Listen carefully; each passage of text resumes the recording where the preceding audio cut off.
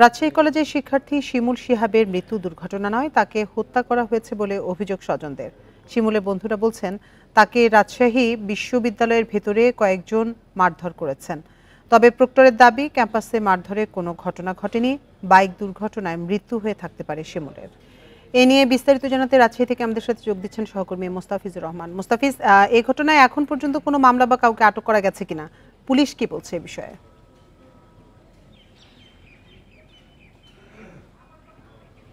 দেখুন, এই ঘটনার পর থেকে দুপুর 2টার পরে আমরা যতটুকু জানি যে সেটি ময়না তদন্ত হয়েছে, সম্পূর্ণ হওয়ার পরে মৃতদেহ পরিবারের কাছে হস্তান্তর করা হয়েছে। এবং এরপরে আমরা যতটুকু জানতে পেরেছি যে শিমুলের যে বান্ধবী ছিল, যেটি পুলিশের হেফাজতে ছিল, তিনি কিন্তু দুপুর নাগাদ একটি তার বক্তব্য, অর্থাৎ পুলিশকে তার স্বীকারোক্তিমূলক জবানবন্দি দিয়েছেন। এবং তিনি সেখানে স্পষ্টভাবে বলেছিলেন যে গতকাল রাতে তিনি তার বন্ধুকে নিয়ে যখন এখান থেকে যাচ্ছিলেন, সে সময় পেছন থেকে কয়েকজন যে ধাওয়া করেছিল, তাদের মধ্যে থেকে কেউ বা কারা তারা কিন্তু ওই যে ব্যাডমিন্টনের যে র্যাকেট আছে, সেটি দিয়ে র্যাকেটের যে পেছনের শক্ত অংশ, সেটি দিয়ে কিন্তু তার বন্ধুকে মেরেছিল। এবং সেই সময় তিনি জ্ঞান হারিয়ে মাটিতে পড়ে যান। এরপরে কিন্তু বিশ্ববিদ্যালয়ের প্রক্টরিয়াল বডির যে সদস্যরা ছিল, তারা কিন্তু তাকে নিয়ে গিয়েছিল প্রথমে রাজশাহী বিশ্ববিদ্যালয়ের যে হাসপাতাল রয়েছে সেখানে নিয়ে যাওয়া হয়েছিল। এবং তারপরে তারা অবস্থার অবনতি দেখে তারা কিন্তু রাজশাহী মেডিকেল কলেজ যে হাসপাতালে নিয়ে যাওয়া হয় এবং সেখানে কর্তব্যরত চিকিৎসক মৃত বলে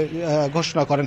তো এখন পর্যন্ত একটি বিষয় স্পষ্ট হয়েছে যে সেখানে একটি ধারণা ছিল যে এখানে শিমুল রোড অ্যাক্সিডেন্টে মারা গেছে, না তাকে মেরেছে, এই বিষয়টি নিয়ে একটি ধোঁয়াশা ছিল। কিন্তু এই বক্তব্যের পরে অনেকটি এই শঙ্কা বা ধোঁয়াশা এটি অনেকটাই পরিষ্কার হয়ে গেছে যে তাকে আঘাত করা হয়েছিল। এবং ঠিক আঘাতজনিত কারণেই তার মৃত্যু হয়েছে কিনা সেটি হয়তো ময়নাতদন্ত রিপোর্টেই এটি পরিষ্কার হয়ে উঠবে। তবে পুলিশ এখন বলছে যে পরিবারের পক্ষ থেকে এখন পর্যন্ত মামলা করা হয়নি। তবে পরিবারের সঙ্গে আমরা কথা বলেছিলাম, তারা বলছিল যে তারা মামলার প্রস্তুতি নিচ্ছেন, যদিও তাদের এখন মানসিক অবস্থা খুব একটি ভালো নেই। এবং তারা বলছিলেন যে যেহেতু এখন তারা 2টার পরে মৃতদেহ পেয়েছে, এটি দাফন কাফনের বিষয় রয়েছে, তারপরে হয়তো তারা একটু থেমে সুস্থে তারা হয়তো এখানে রাজশাহী, যেহেতু এটি মতিহার থানার অংশেই এই ঘটনাটি ঘটেছে, তারা মতিহার নগরীর যে মতিহার থানা রয়েছে সেখানেই তারা কিন্তু একটি মামলা দায়ের করবেন, এরকম এই ধরনের একটি কথা কিন্তু পরিবারের পক্ষ থেকে জানানো হয়েছে। এবং যে বান্ধবী রয়েছে, অর্থাৎ শিমুলের যে বান্ধবী পুলিশ হেফাজতে রয়েছে, পুলিশ বলছে যে তারা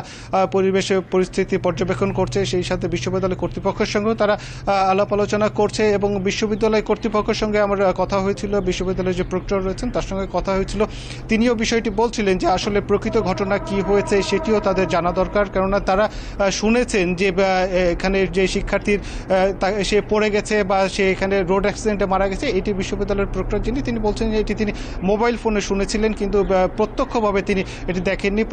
পরে কিন্তু তিনি এই বিষয়গুলো নিয়ে জানার চেষ্টা করছেন যে আসলে প্রকৃত ঘটনাটি বিশ্ববিদ্যালয়ে কি ঘটেছিল বা কে মেরেছিল, কেন মেরেছিল, এই বিষয়গুলো নিয়ে। তো এখন বলছেন যে এটি এখন যেহেতু একটি আইনশৃঙ্খলা বাহিনীর হাতে গেছে এবং তারাও চাচ্ছেন যে বিশ্ববিদ্যালয় পরিবারও চাচ্ছেন যে আইনশৃঙ্খলা বাহিনী এটি একটি সুষ্ঠু তদন্ত করে এর ঘটনার পেছনে কারা ছিল, কেন ঘটেছে, এই ধরনের পরিস্থিতি উদ্বুদ্ধ কেন হলে, এগুলো বিষয় নিয়ে তদন্ত করবে, এটি কিন্তু বিশ্ববিদ্যালয়ের পক্ষ থেকে বলা হচ্ছে।